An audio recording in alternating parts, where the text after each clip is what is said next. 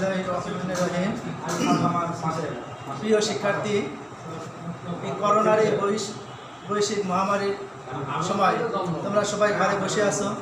আমি মোহাম্মদ শামস, এই করোনার এই বৈশ্বিক সময় অনলাইন ক্লাস নিয়ে এসেছি। মোহাম্মদ শামসুল ইসলাম, সহকারী শিক্ষক। আমি আজকে তোমাদের নবম শ্রেণীর জীববিজ্ঞান বিষয় পাঠদান করব। তোমরা সবাই বই খাতা নিয়ে তোমরা উপস্থিত হও। তোমরা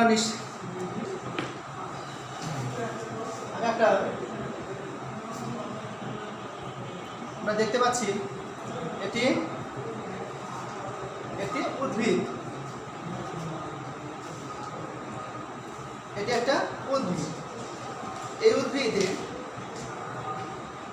সাইটোপ্লাজমে প্রোটোপ্লাজমের যে দুটি অংশ, প্রোটোপ্লাজমের দুইটি অংশ। একটি হলো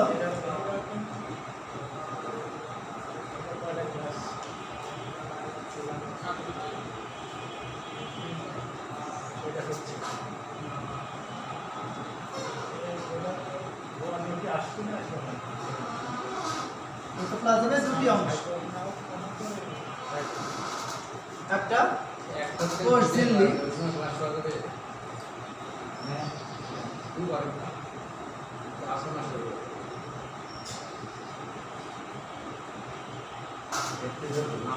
আর একটা হলো সাইটোপ্লাজম।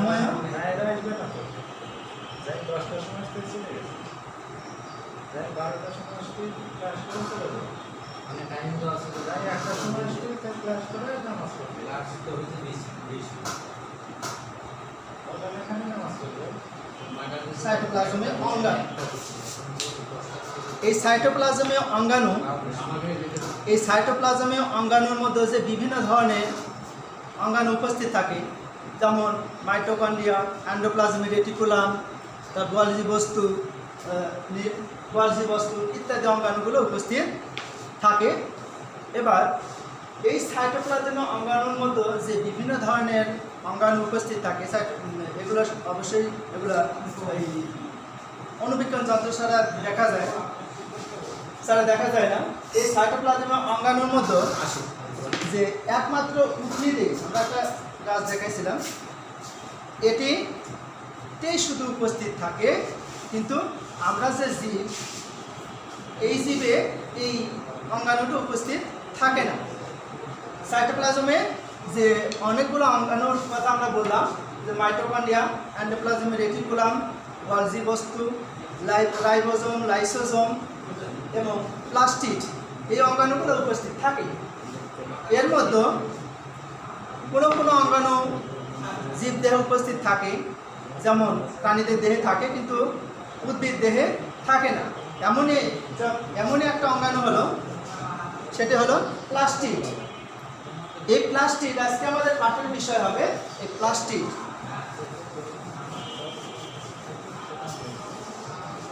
পাঠ শেষে আমরা যে বিষয়গুলো জানবো তা হলো উদ্ভিদ এবং প্রাণীর দেহে যে বিভিন্ন ধরনের অঙ্গাণুগুলো উপস্থিত থাকে, সে অঙ্গাণুর বিস্তারিত ব্যাখ্যা আমরা জানতে পারবো। উদ্ভিদ কোষ, প্রাণী কোষ সম্পর্কে আমরা জানতে পারবো। এই কোষ যে বিভিন্ন দুই ধরনের, নিউক্লিয়াসের উপস্থিতির উপর ভিত্তি করে দুই ধরনের, সে সম্পর্কে আমরা জানতে পারবো। উদ্ভিদ কোষ, প্রাণী কোষের সম্পর্কে একটু পার্থক্য জানতে পারবো। তো আসো আমরা এবার প্লাস্টিড সম্পর্কে জানি। প্লাস্টিড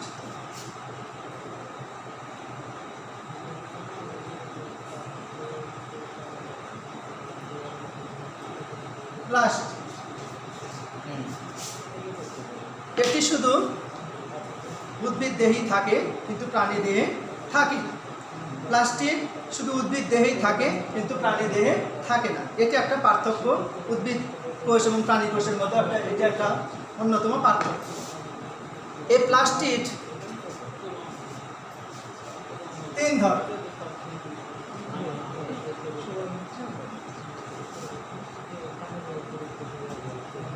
একটা হলো লিউকোপ্লাস্টিড,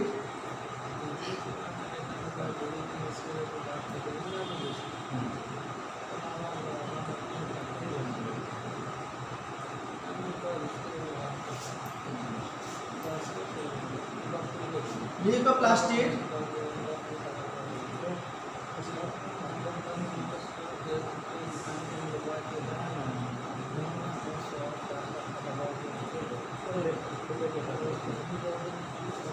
এবং আরেকটা হলো ক্লোরোপ্লাস্ট।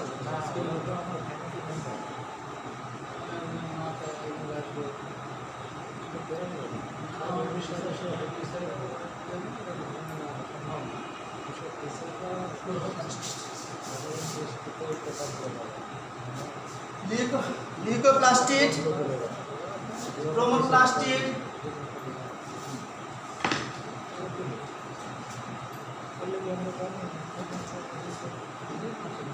ক্রোমোপ্লাস্টিড এবং ক্লোরোপ্লাস্টিড। এটি এই প্লাস্টিড এই যে তিন ভাগে ভাগ করা যায়, এটি বর্ণকণিকার উপস্থিতির উপর ভিত্তি করে, উপস্থিত অনুপস্থিতির উপর ভিত্তি। আমরা লিখছি এখানে লিউকোপ্লাস্টিড, এটি বর্ণহীন, এবং ক্রোমোপ্লাস্টিড এবং ক্লোরোপ্লাস্টিড তোমাদের বইতে ধারাবাহিক উল্লেখ করা আছে। ক্রোমোপ্লাস্টিড এবং লিউকোপ্লাস্টিড, এটি হলো ক্রোমোটোপ্লাস্টিড বলা হয়।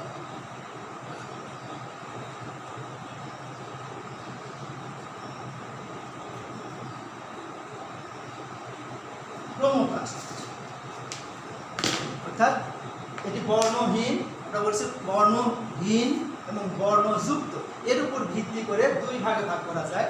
প্রথমত লিউকোপ্লাস্টিড এবং ক্রোমোপ্লাস্টিড। এই ক্রোমোপ্লাস্টিডকে আবার দুই ভাগে দেয়, ক্রোমোটোপ্লাস্টিড, এখানে ক্রোমোটোপ্লাস্টিড ক্রোমোটোপ্লাস্টিড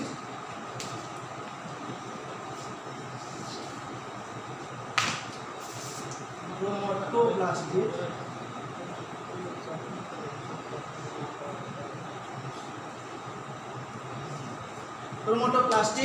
এই ক্রোমোটোপ্লাস্টিডকে দুই ভাগে ভাগ করে দেয়, একটা ক্রোমোপ্লাস্টিড এবং একটা ক্লোরোপ্লাস্টিড।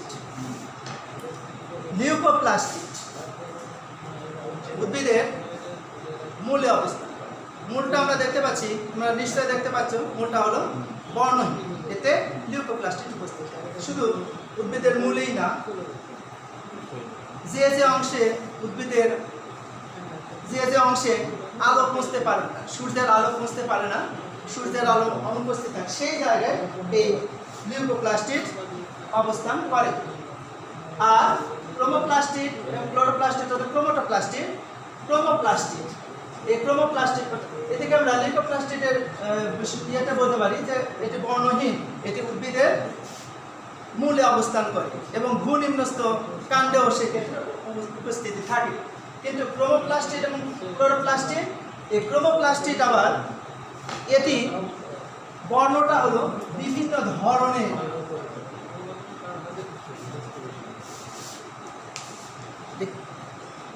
এটি হলো, এতে ক্যারোটিন, ফাইকোরিথ্রিন, ফাইকোসায়ানিন, জ্যান্থোফিল ইত্যাদি উপস্থিত, রঞ্জক পদার্থ উপস্থিত থাকে। এই উপস্থিত থাকার কারণে এদের বর্ণটা হয় বিভিন্ন বর্ণে, যেমন হলুদ, একমাত্র সবুজ ছাড়া যে কোনো বর্ণের হয়, হলুদ, সাদা, লাল, নীল, বিভিন্ন রঙের হয়ে থাকে। এই যে বিভিন্ন ধরনের হয়ে থাকে, এটি উদ্ভিদের কোথায় উপস্থিত? এটি উপস্থিত থাকে যে যে অংশের এই ধরনের সবুজ ব্যতীত যে অংশ, যেমন ফুলের পাপড়িতে উপস্থিত থাকে, রঙিন ফলে উপস্থিত থাকে, এই অংশে এই ক্রোমোপ্লাস্টিড উপস্থিত থাকে। এই ক্রোমোপ্লাস্টিড যেমন ফুলের পাপড়িতে থাকে, তাহলে এই ক্রোমোপ্লাস্টিড উপস্থিতির কারণেই ফুলের বর্ণ বিভিন্ন ধরনের হয়। ফুলটাকে আকর্ষণীয় করার এটি এই ক্রোমোপ্লাস্টিড উপস্থিতির কারণেই হয়ে থাকে। ফুলটা আকর্ষণীয় হয়, এই আকর্ষণীয় হওয়ার কারণে পতঙ্গগুলা আকৃষ্ট হয়, যার কারণে পরাগায়নে সহায়তা করে। এখানে একটা প্রশ্ন হয় অনেক সময় যে ফুলের বর্ণ বিভিন্ন ধরনের হয় কেন? এই ফুলের তাহলে তোমরা উত্তর দেবে ক্রোমোপ্লাস্টিড উপস্থিত থাকার কারণে ফুলের বর্ণ বিভিন্ন ধরনের হয়ে থাকে। কারণ এখানে এই ক্রোমোপ্লাস্টিডের বর্ণ হলুদ, লাল, নীল, সাদা এই ধরনের হয়ে থাকে, যার কারণে ফুলের বর্ণ তো লাল, নীল, হলুদ বিভিন্ন কালারেরই হয়ে থাকে। যার কারণে এই প্রশ্নটা অনেক সময় আসে যে কোন প্লাস্টিক উপস্থিতি থাকার কারণে ফুলের বর্ণ বিভিন্ন থাকে, অর্থাৎ ক্রোমোপ্লাস্টিক উপস্থিত থাকার কারণে ফুলের বর্ণ বিভিন্ন ধরনের হয়ে থাকে। এবার আরেকটি প্লাস্টিক, সেটা ক্লোরোপ্লাস্টিক। এর বর্ণটা হলো সবুজ, সবুজ ছাড়া অন্য বর্ণের হয় না। তাহলে ক্লোরোপ্লাস্টিক, এটি সবুজ রঙের প্লাস্টিককে আমরা ক্লোরোপ্লাস্টিক বলি। এটি কোথায় থাকে? উদ্ভিদের পাতা, কাণ্ড, এই অংশে এই ক্লোরোপ্লাস্টিক উপস্থিত থাকে। ক্লোরোপ্লাস্টিক গঠনটা কেমন? আমরা এখানে একটা উপস্থিত করছি, চিত্র তোমরা দেখতে পাচ্ছ। এটি দুই স্তর বিশিষ্ট ক্লোরোপ্লাস্ট, দুই স্তর বিশিষ্ট। বাইরে যে স্তর আছে সেটিকে বহিঃস্তর বলা হয়, এবং বাইরের পরেই একটা স্তর আছে সেটি অন্তঃস্তর।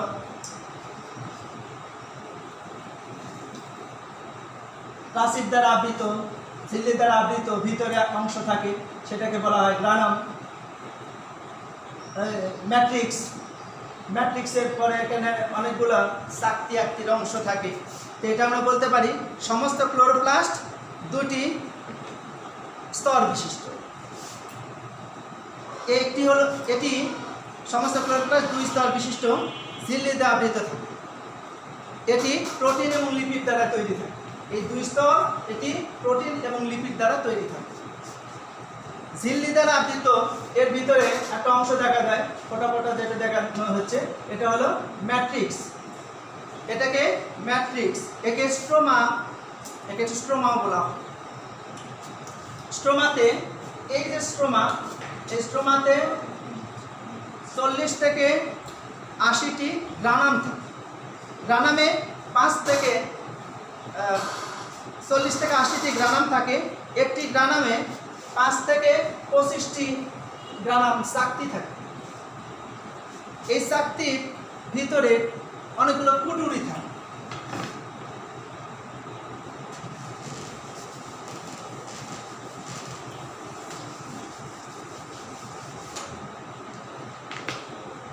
এখানে ফাঁকা অংশ দেখা যাচ্ছে, এরকম কুটুরি থাকে।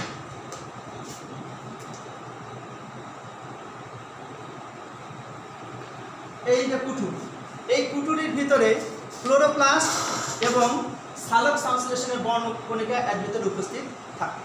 তবে এটি সম্ভবত বিজ্ঞানীরা এখনো কনফার্ম না যে এর ভিতরেই থাকে কিনা। এই যে গ্রানামের ভিতরে যে কুটুরি থাকে, সেই কুটুরির ভিতরে বলা হয়েছে সম্ভবত ক্লোরোফিল এবং সালোক সংশ্লেষণের বর্ণকণিকা উপস্থিত, এবং সালোক সংশ্লেষণে অন্যান্য বস্তু অবস্থান করে। গ্রানাম পাশাপাশি দুটি গ্রানামে একটি নালী দ্বারা যুক্ত থাকে। এটাকে বলা হয় স্ট্রোমা ল্যামেলা। তো পাশাপাশি দুটি গ্রানাম একটা যে নালী দ্বারা উপস্থিত থাকে, নালী দ্বারা যুক্ত থাকে, সেটাকে বলা হয় স্ট্রোমা ল্যামেলা। তাহলে আমরা একটি ক্লোরোপ্লাস্টের গঠন আমরা জানলাম। প্লাস্টিড যে 3 ধরনের সে সম্পর্কে আমরা জানলাম। এবার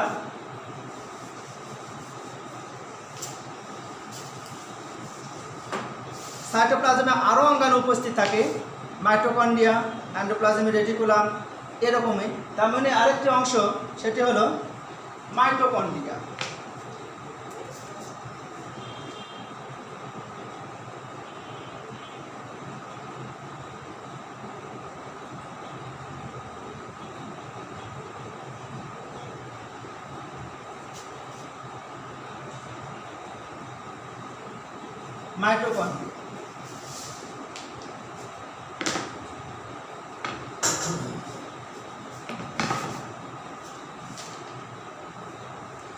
এই মাইটোকন্ড্রিয়া 1894 সালে বেন্ডা নামক একজন বিজ্ঞানী প্রথম মাইটোকন্ড্রিয়া আবিষ্কার করেন।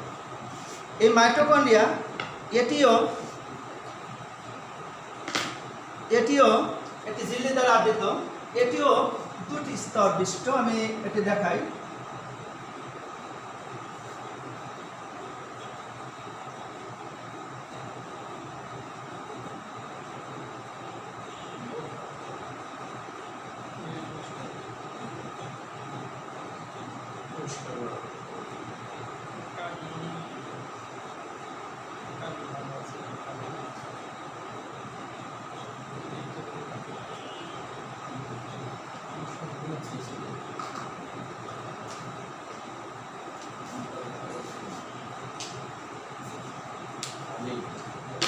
এটি মাইটোকন্ড্রিয়া, এটি দ্বিস্তর বিশিষ্ট।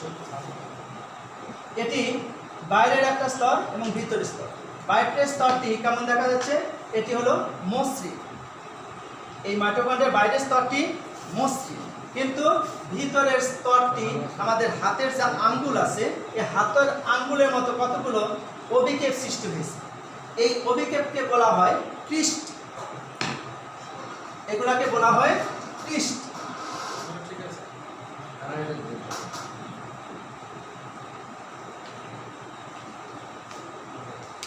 এই ক্রিস্টির গাত্রে সবৃন্ত কিছু বস্তু থাকে। এই ক্রিস্টির গায়ে সবৃন্ত কিছু বস্তু থাকে, অসংখ্য এরকম থাকে। সেটাকে যদি আমরা বাইরে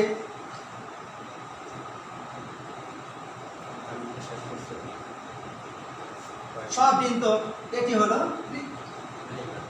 অক্সিজেন।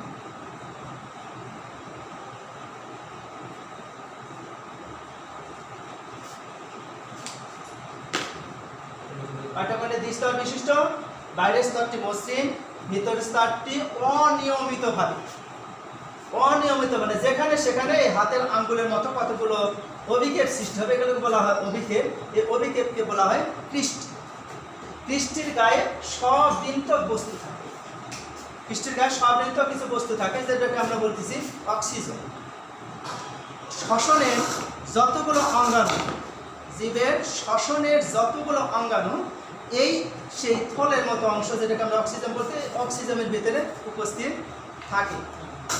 যার কারণে এর ভিতরে ইটিসি, ইলেকট্রন ট্রান্সপোর্ট চক্র, ক্রেবস চক্র, ফ্যাটি অ্যাসিড চক্র ইত্যাদি চক্রগুলো এই মাইটোকন্ড্রিয়ার ভিতরে ঘটে। যার কারণে আমরা শক্তি পাই, শক্তি অর্জন করি, আর যার কারণে শক্তি সঞ্চিত অবস্থায় থাকে। যার কারণে মাইটোকন্ড্রিয়াকে আর একটা নাম বলা হয় কোষের পাওয়ার হাউস বা শক্তি হাউস। কোষের পাওয়ার হাউস বা শক্তি কোষের। তাহলে আমরা এখানে মাইটোকন্ড্রিয়াকে বলতে পারি, মাইটোকন্ড্রিয়া আবিষ্কার করেছিলেন কে? আমি পুনরাবৃত্তি আলোচনা করতেছি। মাইটোকন্ড্রিয়াকে আবিষ্কার করলেন 1894 খ্রিস্টাব্দে বিজ্ঞানী বেন্ডা নামক একজন বিজ্ঞানী মাইটোকন্ড্রিয়া আবিষ্কার করলেন। মাইটোকন্ড্রিয়া দুই স্তর বিশিষ্ট, বাইরের স্তরটি মসৃণ, ভিতরের স্তরটি অনিয়মিতভাবে মানে যেখানে সেখানে এই কতগুলো অভিক্ষেপ সৃষ্টি হয়, এটাকে বলা হয় ক্রিস্টি। ক্রিস্টি সমের গাত্রে সবৃন্ত কিছু বস্তু থাকে, সেটাকে আমরা বলি অক্সিজেন। এই অক্সিজেনের ভিতরে শ্বসনের যাবতীয় অঙ্গাণু উপস্থিত থাকে, যার কারণে আমরা শক্তি পাই, আমরা শক্তি পাই। তো প্রিয় শিক্ষার্থী, মানে আমরা মাইটোকন্ড্রিয়া এবং প্লাস্টিক নিয়ে যে আলোচনা করলাম তা নিশ্চয়ই তোমরা বুঝতে পেরেছ। এবার তোমরা প্লাস্টিকের যে ফুলের বর্ণ বিভিন্ন রকমের হয় এ সম্পর্কে তোমরা বাড়িতে দেখবে। তো ভালো থাকো, এই করোনা বৈশ্বিক সময় সবাই ভালো থাকো, বাড়িতে বসে থাকো, সামাজিক দূরত্ব বজায় রাখো এবং বাড়িতে বেশি বেশি করে 20 মিনিট ধরে সাবান পানি দিয়ে হাত ধোও। ধন্যবাদ সবাইকে।